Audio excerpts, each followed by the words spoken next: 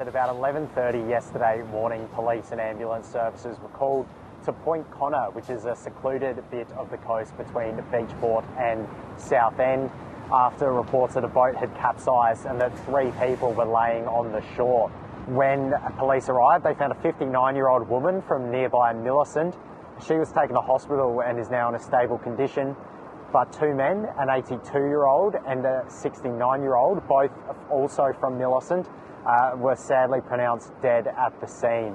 SA Police stayed on the scene late into yesterday, waiting to take that boat that capsized out of the water.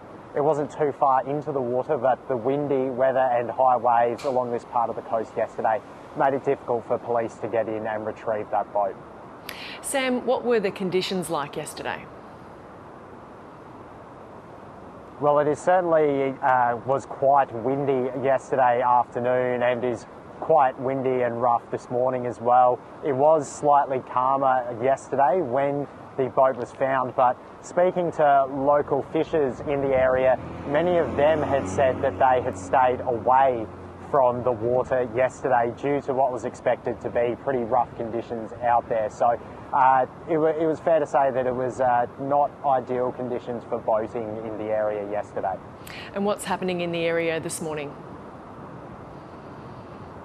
Well, being around Beachport and along the coast, you may have just seen behind me, there is cars heading back along to the beach. It is quite windy and rough along the beach still, so not as busy as it could be, but there is plenty of tourists in town. It's unclear who and how the boat was actually found yesterday because it's on a fairly secluded part of the coast. It's about 2 and a bit kilometres from the closest beach access route by car.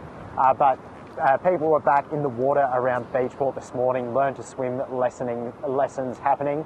But ultimately, SA Police are continuing its investigation into the boat capsizing to find how it happened and provide some questions, some answers and closure for the family of the 2 men who've died.